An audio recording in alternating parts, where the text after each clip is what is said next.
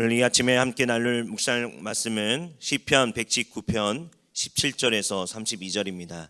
시편 119편 17절에서 32절까지 말씀인데요. 다 함께 25절과 26절 말씀, 두 절 말씀 봉독하겠습니다.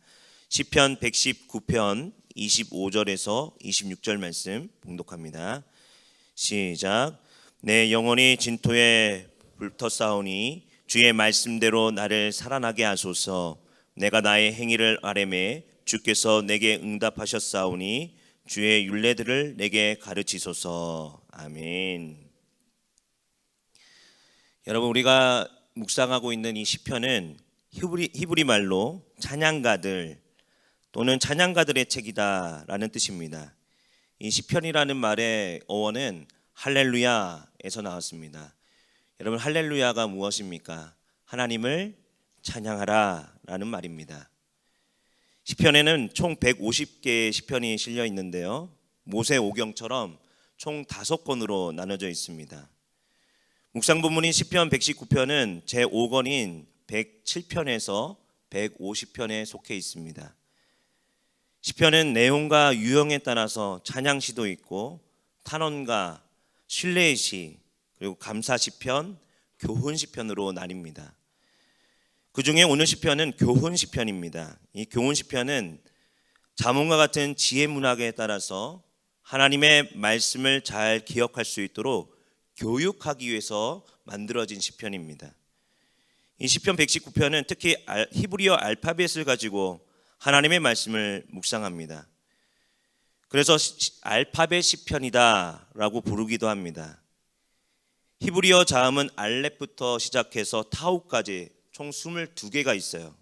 그리고 시편 119편은 한 자음마다 총 8절씩, 그러니까 22개의 단락을 가지고 총 8절씩 할애를 하는데 22 곱하기 8은 몇이죠?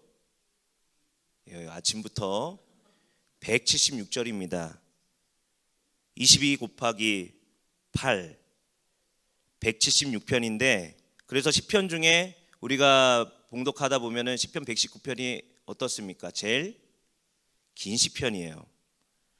오늘 묵상 본문이 17절에서 24절도 8절로 되어 있습니다.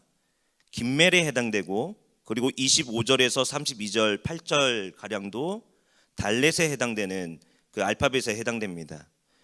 우선 17절에서 22절 긴멜 단락은 나그네의 계명이라고 이야기합니다.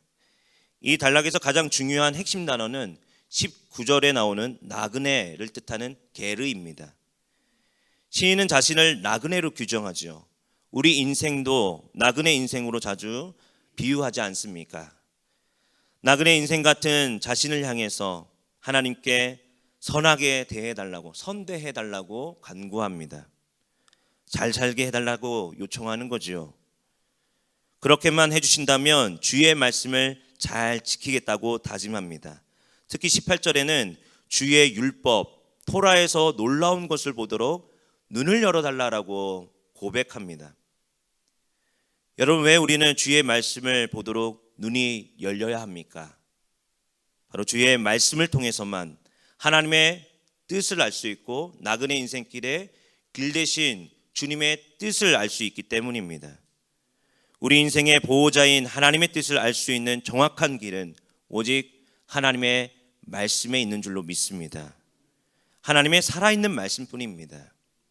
그래서 시인은 19절에 하나님께 주의 계명을 숨기지 말아달라라고 간구합니다.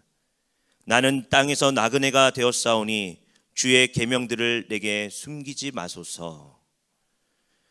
주의 말씀을 사모할 수밖에 없는 이유는 바로 21절에서 23절에 구체적으로 나오는데요, 인생길을 살다 보면 나그네 인생길에서 우리가 수많은 원치 않는 고난과 대적들을 대면해야 되기 때문입니다.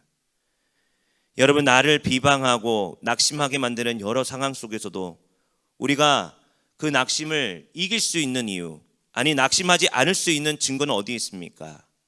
오직 하나밖에 없습니다. 하나님의 말씀 안에서 그 즐거움을 찾는 겁니다. 말씀에서 지혜를 찾는 거예요. 그래서 20절에 주의 규례를 지키도록 사모하는 그런 고백을 하고 있습니다. 우리의 개역 개정판 성경에는 주의 규례들을 항상 사모함으로 내 마음이 상하나이다라고 되어 있습니다. 여러분 좀 이 번역이 이상하지 않습니까? 주의 규례들을 항상 사모함으로 마음이 좋아야 되는데 상하다라고 되어 있어요. 근데 이 원문을 좀 자세히 보면 이렇게 볼 수 있습니다. 지나치도록, 세약해지도록 주의 규례들을 그만큼 애절하게 하나님의 말씀을 사모한다라는 겁니다. 여러분, 주의 말씀을 향한, 주님의 말씀을 향한 그 애절함이 저와 여러분에게 있기를 간절히 소망합니다. 말씀을 애절하게 사모하는 겁니다. 여러분 기억하십시오. 내 인생길에, 나그네 인생길에서 사모할 것은 오직 하나님의 말씀밖에 없습니다. 그래서 우리에게 필요한 건 주의 말씀을 향한 한결같은 성실함입니다. 그래서 25절에서 32절 달레트 단락인데 토라를 따르는 것이 성실한 길임을 가르쳐주고 있습니다. 이 단락의 중심 단어는 26절에 나오는데요, 바로 길이라는 단어입니다.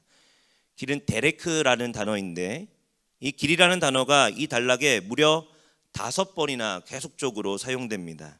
26절과 29절에 횡의로 번역된 단어도 데레크입니다. 그리고 27절, 30절, 32절에 3번씩 길이라는 단어가 계속적으로 반복해서 나옵니다. 여기도 데레크라는 단어입니다.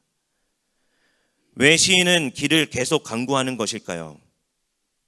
내 영혼이 진토에 붙었다고, 자신의 영혼이 눌림으로 말미암아 녹을 지경이 되었다라고 그 심경을 고백합니다. 간담이 녹는다라는 거죠. 여러분, 지금 시인은 인생길을 걸으면서 이런 이야기를 하는 겁니다. 자기가 간담이 녹을 정도로 죽을 지경이라고.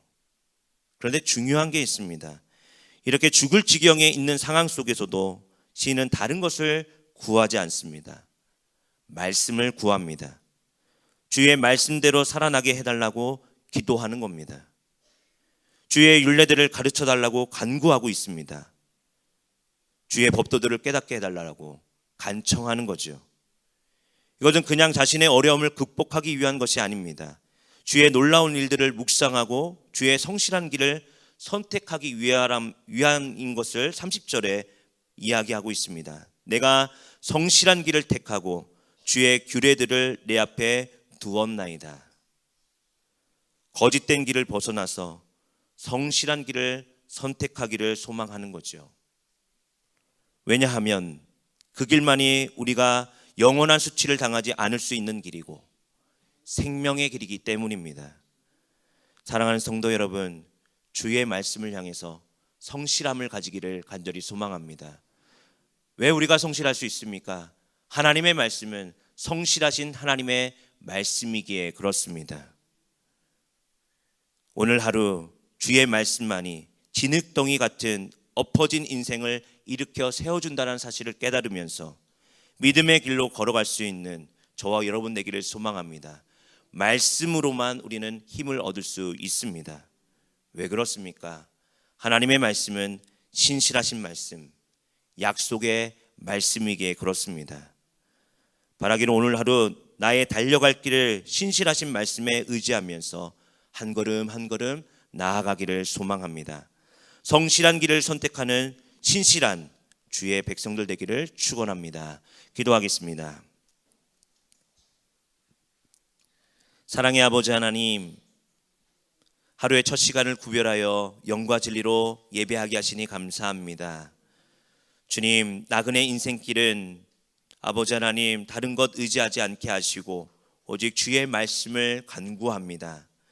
말씀이신 예수 그리스도를 통해 저희의 길을 알려주시고 그 길을 잘 걸어갈 수 있도록 늘 날마다 성령 하나님께서 저에게 능력 위에 능력을 더해 주시니 감사합니다.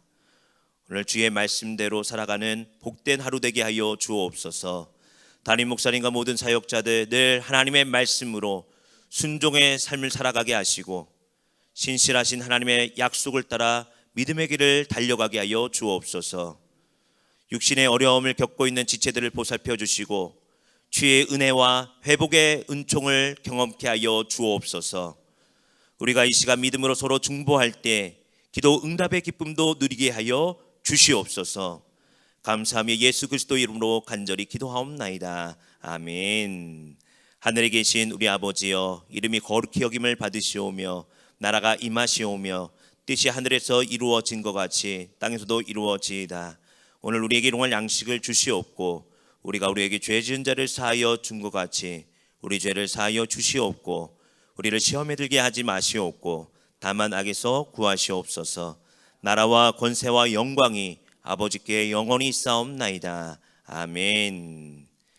이제 각자의 자리에서 주님 주신 말씀 의지하면서 주여 한번 부르짖으며 다 함께 기도하도록 하겠습니다.